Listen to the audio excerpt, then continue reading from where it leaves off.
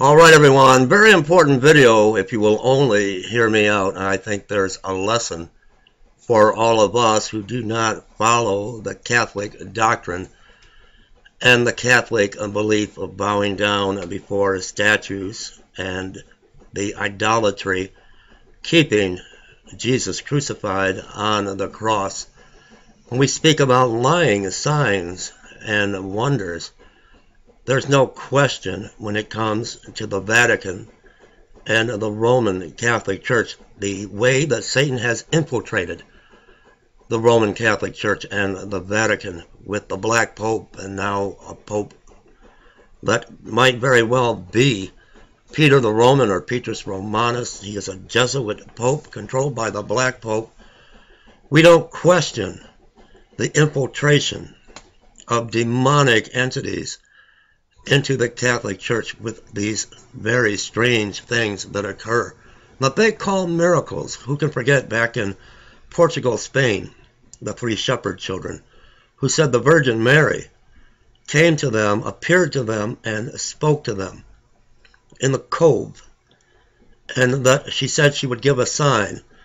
And when a crowd of over 1 million people gathered with the news media there appeared a sign that so many seek today, that we non-Catholics, we don't follow that. We know that was not a sign from God. When in the pouring down rain, people stood there by the millions, and the sun began to zigzag and to spiral out of control and started coming down towards the earth, and then shot back up into place in the sky. We know that was a demonic sign. Satan works through religion. He knows the scriptures better than any Bible scholar. We don't question that that was a sign from God. We know that it was not. This story, very important, because this has taken place not far from where I live, maybe a 20-minute drive in Bloomfield, Michigan. Virgin Mary appearing to a Chaldean woman in southeastern Michigan. Now, she appears, allegedly, according to this Chaldean woman who is a Christian, but of the Catholic teaching and Catholic doctrine, says the Virgin Mary speaks to her between the hours of 2 a.m. and 5 a.m. in the morning, giving prophecy, warnings for mankind. Let me read some of this to you.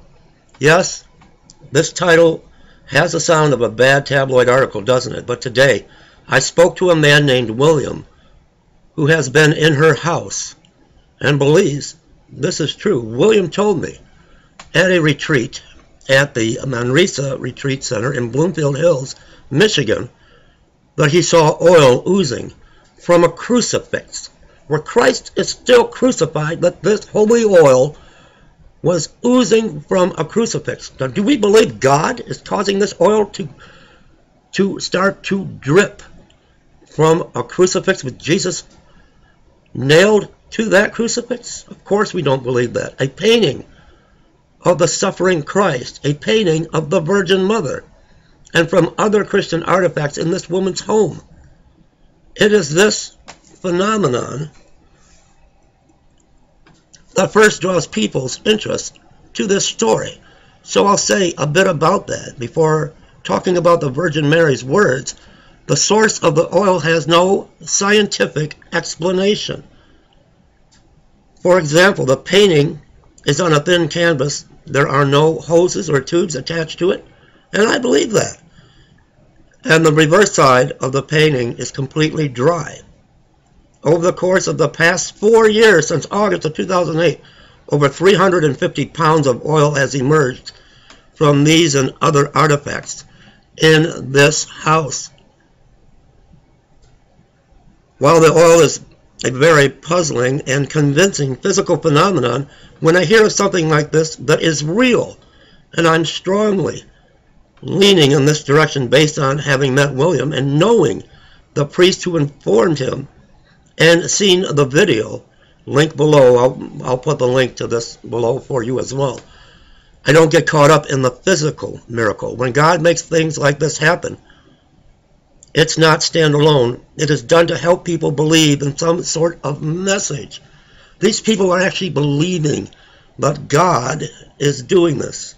When we don't question, all of us that don't bow down before statues, we're not into idolatry and paganism and the occult practices of the Roman Catholic Church. We know that this is not a sign from God.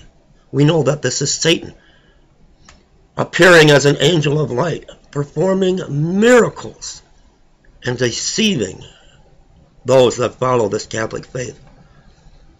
It is done to help people believe in some sort of message, and that's what they truly believe. That's what they truly believe. Let me scroll back up. In this case, the message is being spoken by an apparition of the Virgin Mary. She is heard audibly by the Chaldean woman. I don't want to read the entire article.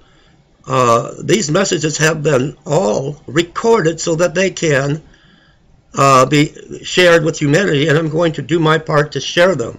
There are 121 messages, warnings, prophecies so far recorded up to October 29th, 2012. Now, she is of Arabic descent. She's a Chaldean, a Christian, but of the Roman Catholic faith. And she says the Virgin Mary speaks to her in Aramaic, but she understands Aramaic, being Chaldean, being Arabic herself.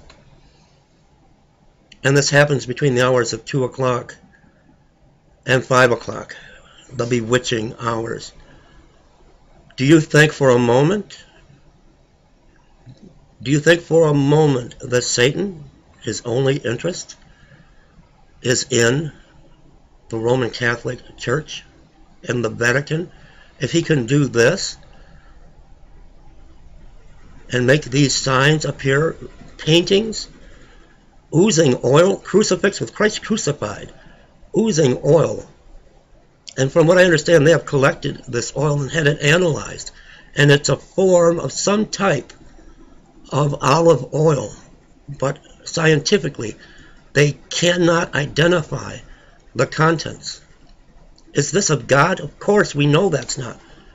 So Satan, he's only going to infiltrate the Catholic Church. He's not going to infiltrate all denominations with his lying signs and wonders.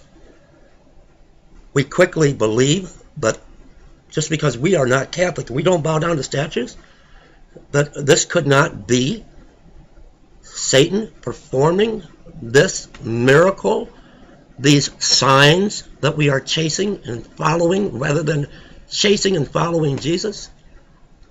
That the voice these people are prophesying over and over, warnings just like this woman is hearing from the Virgin Mary, warnings for humanity, prophecies.